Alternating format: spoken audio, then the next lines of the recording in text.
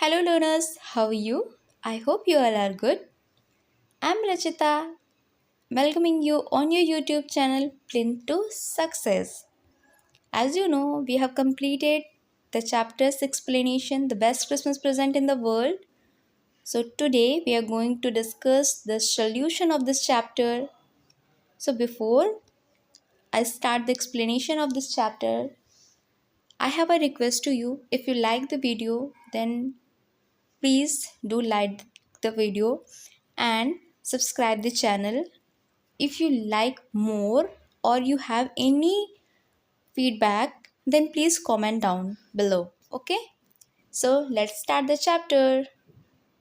Not chapter, it's question answers.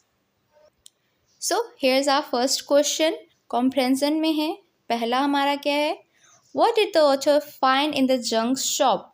Author को junk shop में क्या मिला था? The author found a 19th century roll-top desk which was put up for sale in a junk shop. It was in a very bad condition, with scorch mark all down one side and several broken pieces, as one leg was clumsily mended. Means क्या है? The author found 19th century role top desk. Author को क्या मिला था? 19th century में जो role top desk चलता था वो ऑथर को मिला था, जंक शॉप में मिला था. Which was put up for cell in a junk shop. Junk shop में वो क्या था? सेल के लिए रखा हुआ था. ठीक है, सेल में मीन्स होता नहीं, लो प्राइस में बेचते हैं, सेल लगा देते हैं. ठीक है. It was in a very bad condition. उसकी कंडीशन क्या थी? बहुत ही ख़राब थी. उसके क्या थे? स्क्रॉच मार्क्स थे all down one sided several broken pieces. उसके क्या थे? टुकड़े हुए थे. मीन्स वो अच्छी कंडीशन में नहीं था. As one leg was clumsily mended. और उसका जो एक पैर था, रोल टॉप डेस्क, कोई भी डेस्क का टेबल है 4 पैर की होती है ना, तो उसका एक पैर क्या था? क्लम्सली मेंडेड. मीन्स क्या था? स्टोरी में बताया गया ना कि आग की वजह से वो थोड़ा सा जला हुआ था. तो क्या था वो? क्लम्सली मेंडेड मीन्स अच्छा नहीं था. ठीक है, जला हुआ था, दिखने में अच्छा नहीं था वो role top desk. But author को पसंद थी, इच्छा थी उनकी लेने की. ठीक है, जब उनकी इच्छा थी तो वो क्या था? बहुत महंगा था. ठीक है, तो उन्होंने सेल में उसको परचेज किया. बढ़ते हैं सेकंड क्वेश्चन की तरफ. What did he find in a secret drawer? Secret drawer में ऑथर को क्या मिला? Why do you think had put it in there? Who do you think had put it in there? तुम्हें क्या लगता है किसने उसको रखा होगा वहाँ पे? Answer: The author found a shallow space underneath the roll-top desk drawer, which was a secret drawer. There was a small black tin box which had a piece of lined notepaper that was sellotaped to its top. There was note written on it in shaky handwriting.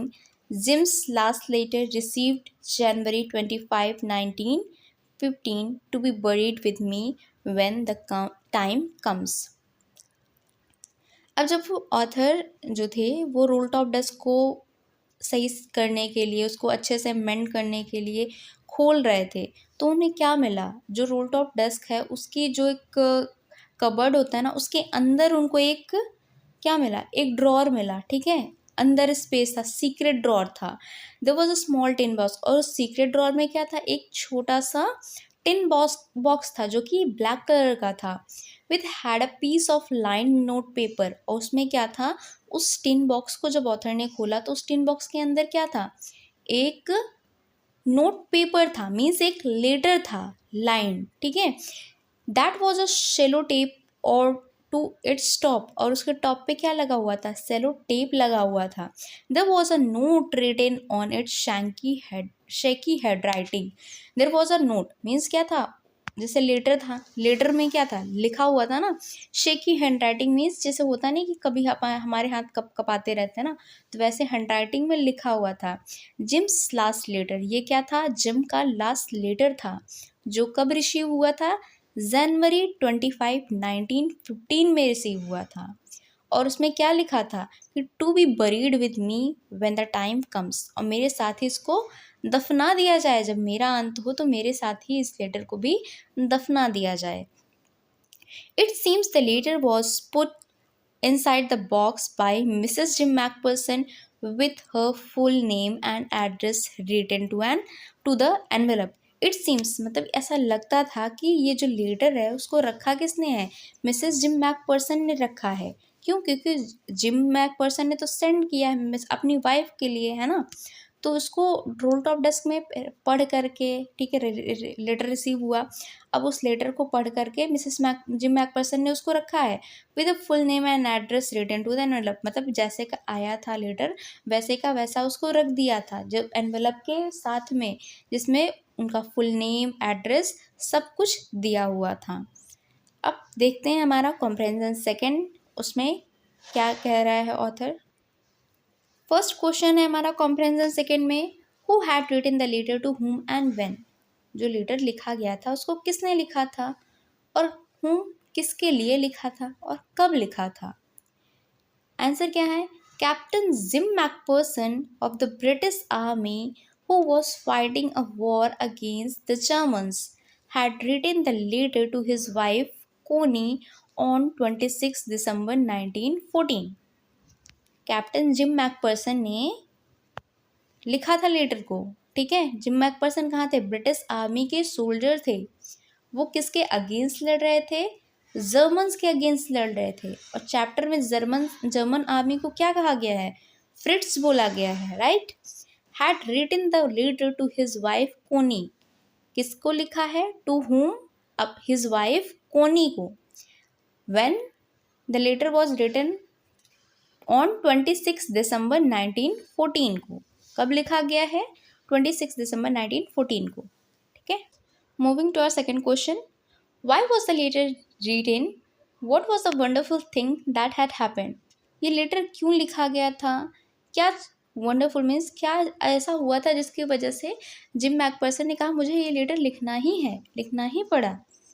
Gym wanted to narrate a beautiful incident that had happened on Christmas. Germans and British were engaged in a war, but on Christmas they made in the no man's land right to the middle of the war. The soldiers were making peace and celebrated Christmas together. They even played a brief football match together. ऐसा क्या हो गया था जिसकी वजह से लिखना पड़ा, जिम वॉन्टेड टू नरेट, क्या नरेट करना चाहते थे, a beautiful incident that had happened on Christmas. एक ब्यूटिफुल इंसिडेंस मीन्स एक घटना हुई थी जो क्रिसमस के दिन ही हुई थी, जो बहुत अच्छा हुआ था, ठीक है। जर्मन्स एंड ब्रिटिश वो engage in the war, German और ब्रिटिश का क्या हो था, वर्ल्ड वॉर फर्स्ट चल रही थी ना उस टाइम पे, but world war first, but on Christmas, लेकिन क्रिसमस के दिन क्या हुआ था, they made in the no man's land, वो कहाँ पे मिले, नो मैंस लैंड में मिले, right in the middle of the war, जो वॉर चल रहा था उसके बीचों बीच में जर्मन और ब्रिटिश एक दूसरे से मिलते हैं, जो सोल्जर्स हैं वो एक दूसरे से मिलते हैं और क्या करते हैं, पीस मेंटेन करते हैं, सेलिब्रेट करते हैं क्रिसमस को एक साथ। They even played a brief football match together, और वो क्या करते हैं, फुटबॉल मैच भी खेलते हैं साथ में, ठीक है। क्वेश्चन नंबर 2 हो गया। क्वेश्चन नंबर 3 देखते हैं, what jobs did Hans Wolf and Jim McPherson have when they were not soldier. Soldier जब नहीं थे जिम मैकपर्सन और हैंसवुल्फ, तो वो कौन सी जॉब करते थे। Before joining the armed force, Hans Wolf from Dusseldorf used to play the cello in orchestra. जो हैंसवुल्फ थे कहाँ के थे, वो डेसल्डॉर्फ के थे, और वो क्या करते थे, ऑर्केस्ट्रा में सेलो प्ले करते थे। While gym was a school teacher from Dorset, जो जिम मैकपर्सन थे वो क्या थे, वो एक टीचर थे डॉर्सेट में, ठीक है। फोर्थ क्वेश्चन देखते हैं। फोर्थ क्वेश्चन क्या है, had Hans Wolf ever been to Dorset, why did he say he knew it. क्या हैंसवुल्फ कभी डॉर्सेट आए थे, फिर उन्होंने कैसे बोला कि हाँ वो जानते हैं, क्यों उन्होंने ऐसा कहा। आंसर क्या है, no, Hans Wolf had never been to Dorset in the past, वो कभी नहीं आए थे Dorset. He had learned about Dorset from school and read several English books. Dorset के बारे में उन्होंने कैसे पता चला था, उन्हें पता चला था उनके स्कूल से, और क्यों कैसे, उन्होंने बहुत सारी इंग्लिश की बुक्स पढ़ी थी। One of his favourite book was for from the madding crowd. उनकी फेवरेट बुक कौन सी थी? एक for from madding crowd written by Thomas Hardy. और जिसको लिखा किसने था? थॉमस हार्डी ने लिखा था। राइटर कौन थे far from the madding crowd के? Thomas Hardy. नेक्स्ट क्वेश्चन देखते हैं। Do you think Jim McPherson came back from war? How do you know this? क्या तुम्हें लगता है कि जिम मैकपर्सन वॉर से वापस आए थे? जैसे उन्होंने कोनी से प्रॉमिस किया था कि जैसे वॉर ख़त्म हो जाएगी, चारों तरफ पीस, शांति मेंटेन हो जाएगी, तो मे बी नेक्स्ट जो क्रिसमस होगा उस पर मैं आऊँगा। ठीक है, कैसे पता चला कि वो आए थे? आंसर क्या है? No, it appears that Jim McPherson never return home from the war. ऐसा लगता है कि जिम मैकपर्सन कभी नहीं आए थे, वापस ही नहीं आए वॉर से। Perhaps due to this reason, his wife Connie had preserved his letter carefully. क्यों? अगर आते तो कोनी को पता होता ना, कोनी ये ना ही कहती लास्ट में कि हाँ ये मेरे लिए best Christmas present in the world है, जैसे तुमने प्रॉमिस किया था, तुम आए हो, है ना। वो मिस्टर जिम मैकपर्सन वापस ही नहीं आए वॉर से। ठीक, क्यों?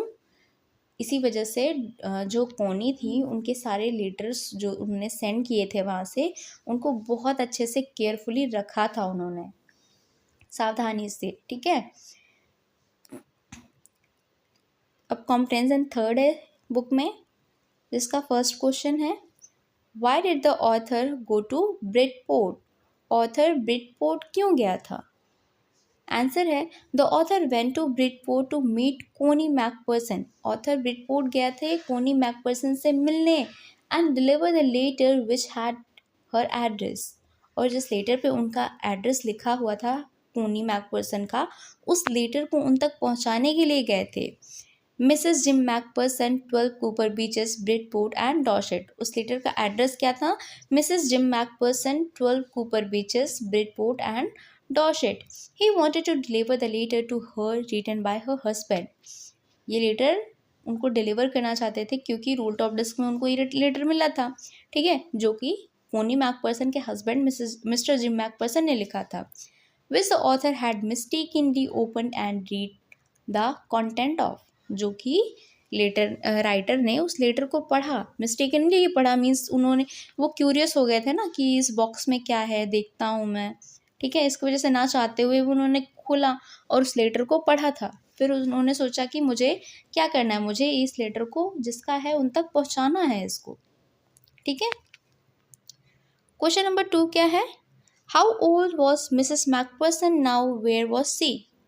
अभी मिसेस मैकपर्सन कितने ईयर्स ओल्ड है और वो अभी हैं कहाँ पे? So answer is Mrs Connie McPherson was 101 year old. अभी वो क्या है? 101 साल की हैं। She was in Bollington house nursing home that was located on Dorchester road on the other side of the town. अभी वो 101 साल की हैं और कहाँ पे हैं? बोलिंगटन नर्सिंग होम में रह रही हैं। क्यों रह रही हैं? क्योंकि उनका घर जल चुका है ना। और ये बर्लिंगटन नर्सिंग जो होम है वो कहाँ पे है?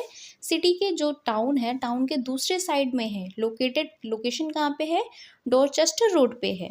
ठीक है, बढ़ते हैं नेक्स्ट क्वेश्चन की तरफ।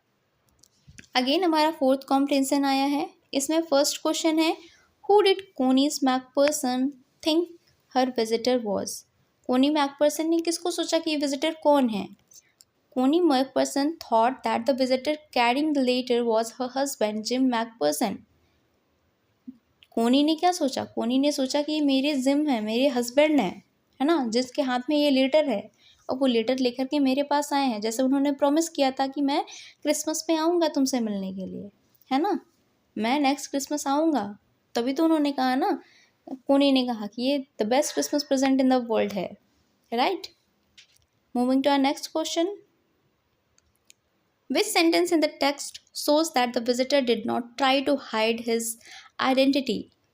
Which sentence? अब जो टेक्स्ट पढ़ा हमने, स्टोरी पढ़ी, उसमें कौन सा सेंटेंस है जो ये शो कर रहा है कि विजिटर ने अपनी आइडेंटिटी छुपाई नहीं है, विजिटर ने अपनी आइडेंटिटी बताई थी, लेकिन क्या हुआ था, विजिटर को ऐसा लगा कि कोनी ने ध्यान से सुना नहीं, मतलब सुना ही नहीं, उसके वर्ड्स पे ध्यान ही नहीं दिया। और ये बात सच है। लास्ट में कोनी ने क्या बोला था कि मैं चाहती हूँ कि ये लेटर आप मुझे पढ़ करके सुनाओ, ठीक है, आपके वर्ड्स, आपके साउंड, आपकी वॉइस मैं सुनना चाहती हूँ, राइट। देन लेटर सुनने के बाद हम क्या करेंगे, वी हैव सम टी और स्नैक्स, राइट।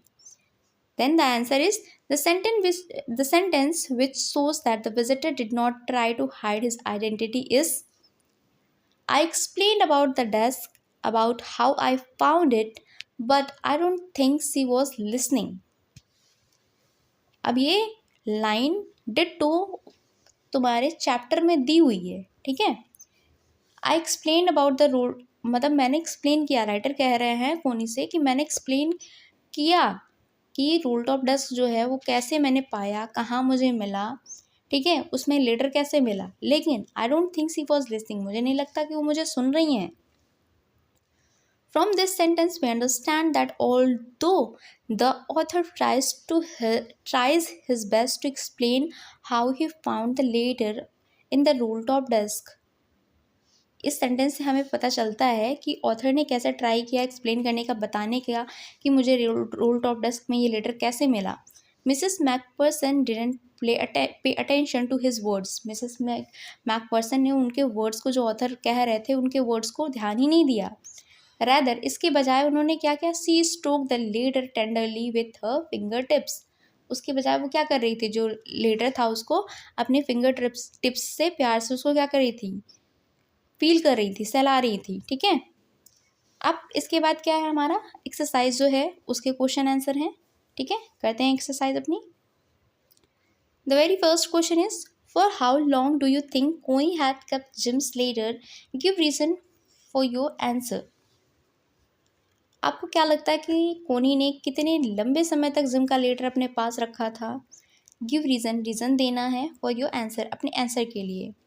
तो Connie kept Jim's letter for a long period of time, Connie ने जिम के लेटर को बहुत लंबे समय तक के लिए अपने पास रखा था। We understand this from the fact that she told the narrator how she use to read the letter every day and could feel Jim's presence around her always.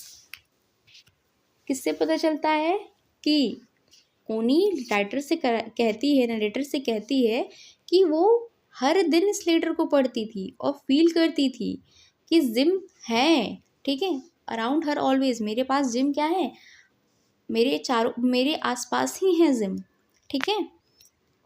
Moving to our next question, second question है, why do you think the desk had been sold and when. आपको क्या लगता है कि desk को क्यों बेचा गया था और कब बेचा गया था। The roll top desk was put up for sale when the house in which Mrs Jim McPherson lived caught fire.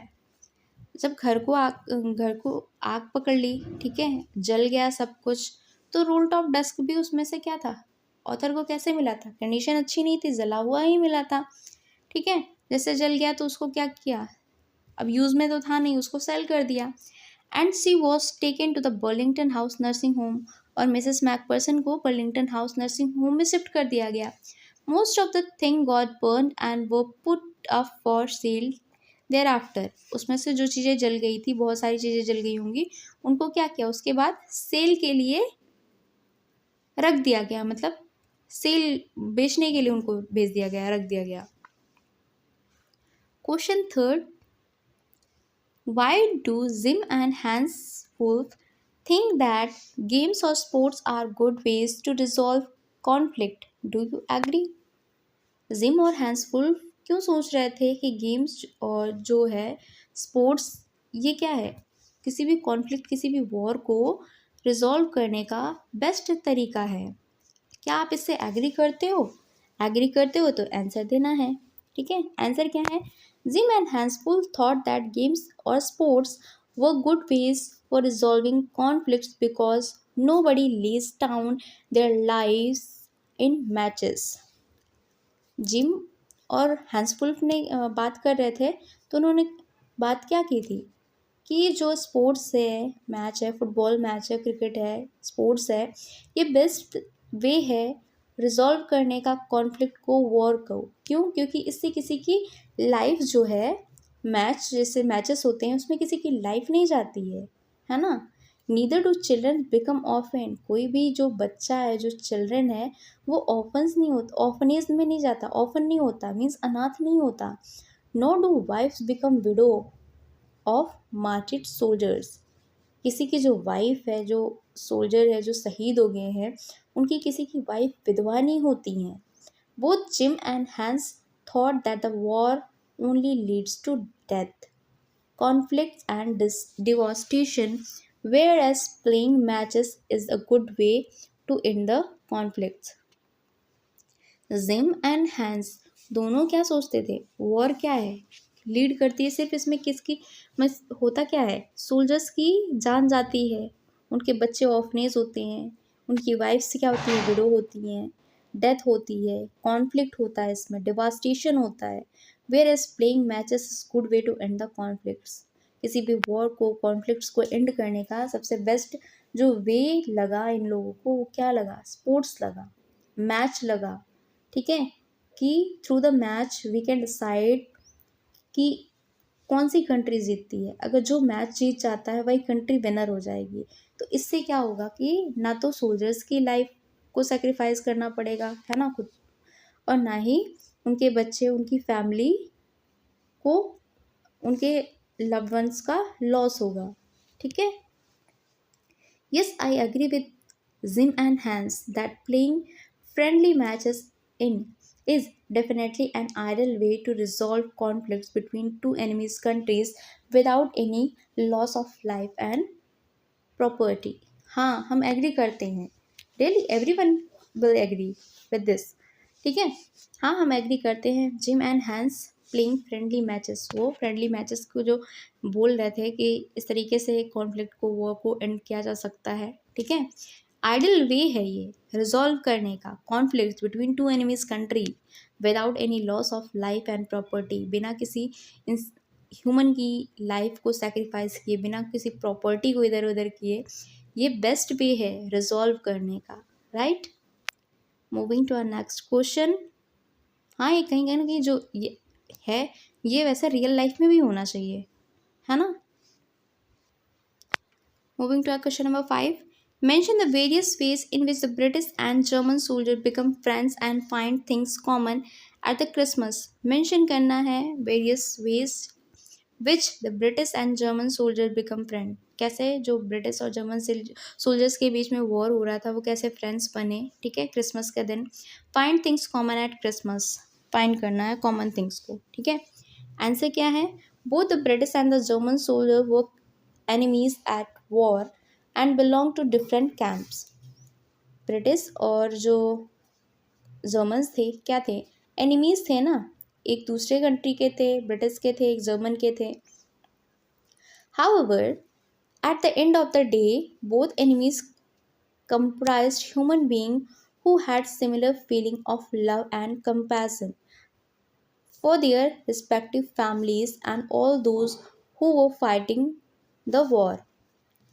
देखो, वॉर होती है, लड़ाई करते हैं भाई, अपनी अपनी कंट्री के लिए लड़ना पड़ता है। ठीक है, बट एट द एंड क्या है, वो ह्यूमन ही तो है ना। हु हैड सिमिलर फीलिंग्स, उनके अंदर भी फीलिंग्स है। ठीक है, लव है। ठीक है, compassion for their respective family, अपनी फैमिली के लिए क्या है कि भाई हमको अपनी फैमिली के लिए रहना है ना। And all those who are fighting the war, ठीक है, जो सब कोई वॉर लड़ रहे हैं, सबके अंदर फीलिंग्स हैं, सब ह्यूमंस ही हैं। Both groups share the festive spirit of Christmas and enjoy a feast together by eating, drinking and making मेरी टुगेदर। अब जब वॉर हुआ, वॉर चल रही है, फिर ठीक है, ह्यूमंस हैं वो एक दूसरे, बोथ ग्रुप क्या करते हैं, दोनों ग्रुप आते हैं साथ में। ठीक है, फिर क्या करते हैं, क्रिसमस के फेस्टिव ईट आते हैं, पीस टुगेदर बाय ईटिंग, एक दूसरे को ग्रीट करते हैं, इंजॉय करते हैं। कैसे इंजॉय करते हैं, एक साथ खाते हैं, हंसते हैं, पीते हैं, ठीक है। फिर क्या करते हैं, they also talked of Bathsheba and Gabriel Oak and sergeant चॉय एंड डॉशेट। वो किस चीज़ पे बात करते हैं, Bathsheba, Gabriel Oak and sergeant चॉय एंड डॉशेट पे बातें भी करते हैं। They also sang Christmas carols together and spent some quality time with each other. वो क्या करते हैं, कैरोल्स मीन्स क्या होता है, गाना गाना होता है, ठीक है। वो एक साथ गाना गाते हैं, कैरोल्स गाते हैं, ठीक है। And spend some quality time, एक दूसरे के साथ कुछ क्वालिटी टाइम स्पेंड करते हैं। They got over hatred and played a friendly game of football and wished that all conflicts in the war could be resolve by playing games. Hatred जो होती है, एक दूसरे एनिमी के प्रति हमारे मन में क्या होती है, हेट्रेड होती है ना। वो हेट्रेड को भूल करके, ठीक है, वो एक फ्रेंडली, एक जैसे इकट्ठे होते हैं ना तो फ्रेंड जोन बन जाता है, तो फ्रेंड हो गए सारे सारे के सारे। और फुटबॉल मैच खेलते हैं, एक दूसरे को विश करते हैं, ठीक है। और क्या कर सोचते हैं कि जो ये वॉर है वो रिजॉल्व हो जाए, गेम खेल कर ही रिजॉल्व हो जाए। जैसे कि पहले भी एक्सप्लेन किया क्वेश्चन में कि वो क्या चाहते थे, हैंस एंड जिम चाहते थे कि जो कंट्री की वॉर्स हैं वो किससे रिजॉल्व हों, गेम प्ले करके रिजॉल्व हो जाए। जो भी टीम विनर होगी वही कंट्री विनर हो जाएगी। Both Jim and Hans hated wars and knew well how the war affected the lives of their family. Both Jim and Hans Wolf दोनों जानते थे कि ये जो वॉर है वो क्या है, अफेक्ट करती है, फैमिलीज़ को अफेक्ट करती है। Return home to their families, both were anxious to return home to their families once the war come to an end. दोनों क्या थे, दोनों एक्साइटेड, दोनों चिंतित थे कि क्या है, हमको क्या करना है, रिटर्न होना है फैमिलीज़ के पास अपने। जैसे ही वॉर ख़त्म होगा हमें अपनी फैमिलीज़ के पास वापस जाना है। नेक्स्ट क्वेश्चन क्या है, व्हाट इज़ कोनीज क्रिसमस प्रेजेंट। कोनी का क्रिसमस प्रेजेंट क्या है, why it is the best Christmas present in the world. और ये क्यों कहा गया है कि ये best Christmas present in the world है। आंसर क्या है, when the narrator visited Coney to deliver her husband's letter, she mistook him to be her husband। जब नरेटर कोनी के पास जाता है उनके हस्बैंड जिम मैकपर्सन का लेटर उनको देने के लिए, तो कोनी समझती हैं कि ये उनके हस्बैंड जिम मैकपर्सन हैं। Due to her old age and memory loss, उनकी क्या है, वो कंफ्यूज रहती है ना, क्योंकि उनकी काफ़ी एज हो गई है, वो 101 साल की हो गई हैं, तो थोड़ा सी कंफ्यूज रहती हैं। इसी वजह से उन्होंने, जो ऑथर हैं, जो नरेटर हैं, उनको अपना हस्बैंड समझ लिया था, जिम मैकपर्सन को समझ लिया था। She was looking forward to Jim returning home for Christmas. वो क्या कर रही थी, वो सोच रही थी कि जिम मैकपर्सन आए हैं, वो हमेशा से, जैसे जिम मैकपर्सन ने बोला था लेटर में कि मैं वापस आऊँगा क्रिसमस के दिन, वैसे ही वो मतलब कि वो यही सोच रही थी कि जिम मैकपर्सन आए हैं। सी felt this was the best Christmas present she could ever receive. उनको लगता है, फेल्ट करते हैं, उन्हें फील होता है कि ये क्या है, द बेस्ट क्रिसमस प्रेजेंट है, सबसे अच्छा तोहफा है क्रिसमस का मेरे लिए। शी कुड एवर रिसीव, मतलब कि वो कुछ भी जो है वो रिसीव मिल सकता है उनको, लेकिन ये जो तोहफा मिला है, जो जिम मैकपर्सन मेरे लिए आए हैं, ये क्या है, बेस्ट क्रिसमस प्रेजेंट है। This was the best Christmas present in the world for कोनी। ये बेस्ट क्रिसमस प्रेजेंट कोनी के लिए था क्योंकि Jim had mention in the letter that he would return home from the war on Christmas. War वॉर से वापस कब आएंगे, क्रिसमस के दिन आएंगे। She used to read the letter multiple times. ये उस लेटर को, जो कोनी थी, वो इस लेटर को बहुत बार पढ़ चुकी थी। A day to feel her husband's presence nearby. अपने हस्बैंड की प्रेजेंस को अपने आसपास फील करने के लिए कोनी ने इस लेटर को बहुत बार ही पढ़ा था। इनफैक्ट एवरी डे वो पढ़ती थी। Hence when the narrator told her how he found the letter she was extremely happy. Hence मतलब जैसे कि नरेटर ने बताया उनको कि ये लेटर उन्हें कैसे मिला, she was extremely happy and felt it was gym. और उनको लगा कि ये जिम है, ठीक है, उनको बहुत खुशी हुई, कोनी बहुत खुश हुई।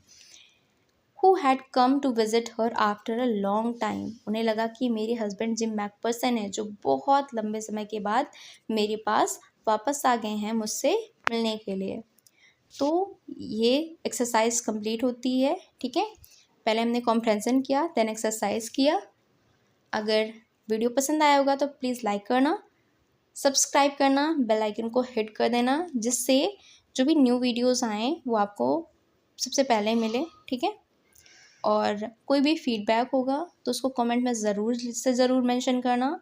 कुछ इम्प्रूवमेंट करना होगा, कुछ या तो कुछ न्यू ऐड ऑन करना होगा तो कमेंट कर सकते हो आप, ठीक है। सो मिलते हैं नेक्स्ट